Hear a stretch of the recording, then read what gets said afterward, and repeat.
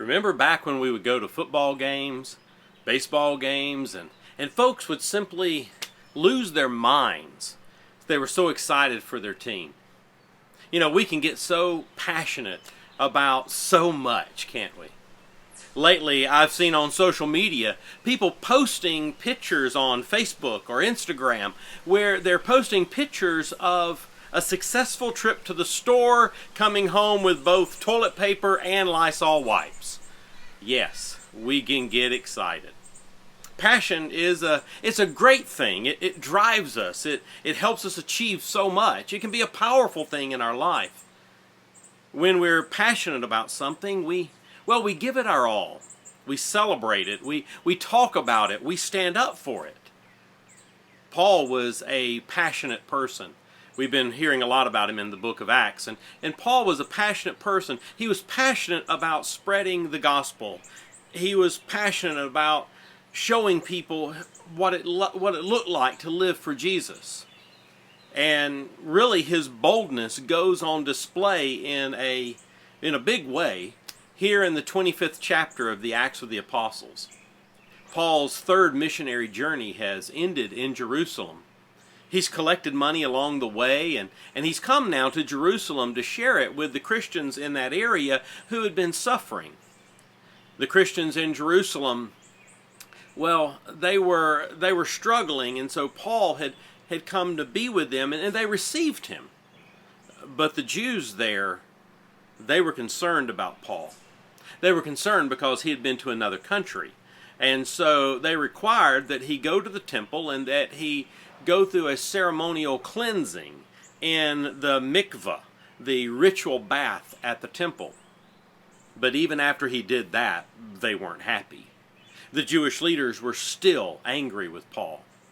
Someone saw Paul in the city of Jerusalem with a Gentile from Ephesus. And the Gentile was a convert to Christianity, and he had accepted Christ, and so Paul was spending time with him. But the rumor began to spread that Paul had taken the Gentile into the temple.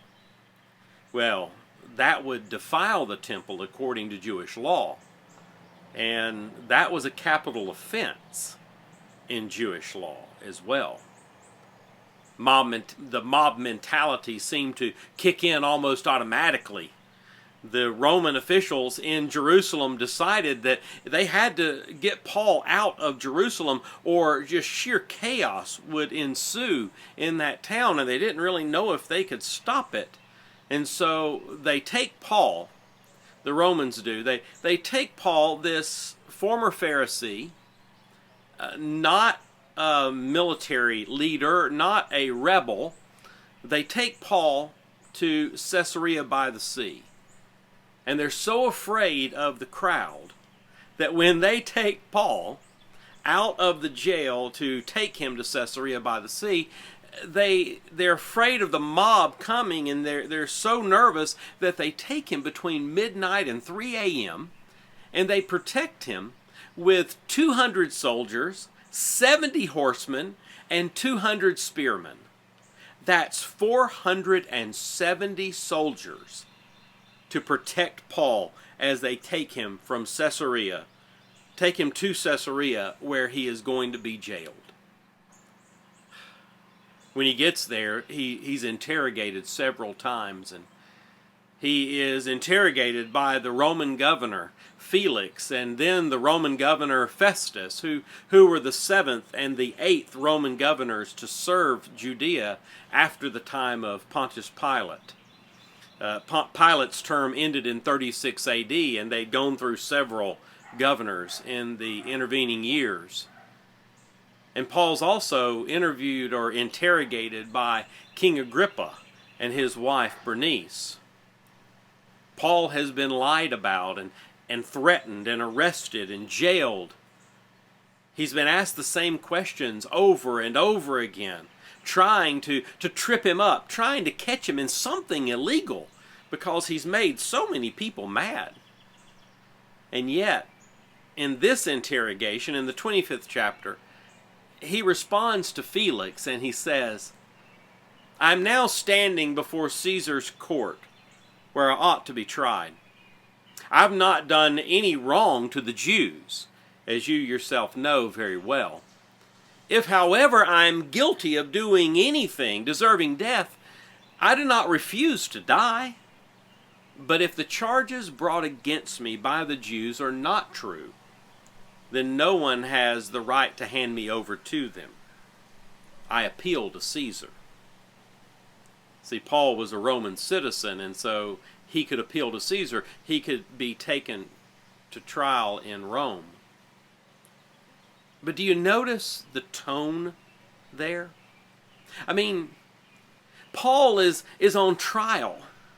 He could be sentenced to death. He could be handed back over to the Jews who would have killed him. But he believes in his actions. He believes in his purpose. He is passionate about his cause, and so he speaks boldly about his faith. His passion for the Christian faith, for spreading the message of Jesus, made him willing to stand up in the face of anything that came his way. That passion and that boldness, well, they allow Paul to spread the gospel all over the place, to start churches, to begin ministries. His passion for following Jesus allowed Paul to change the world. Even now, regardless of what we are dealing with or what we are facing, we can make a difference for Jesus. We can change our world for Christ if we catch that kind of passion for the gospel like Paul had. If we catch that kind of boldness for living out our faith. Are you that passionate about your faith? Are you that bold about your faith? As passionate about, are you as passionate about your faith as you're passionate about your favorite team? Are you as passionate about your faith as you're passionate about your favorite TV show or your favorite restaurant? When people think about you, can more of them say with certainty which college you are for than can say which church you're a part of or which ministries you participate in?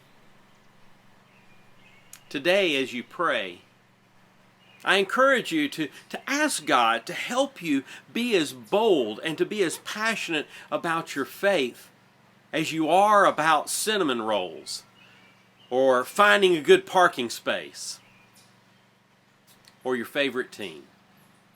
I know that's a lot to ask, but with God, anything's possible.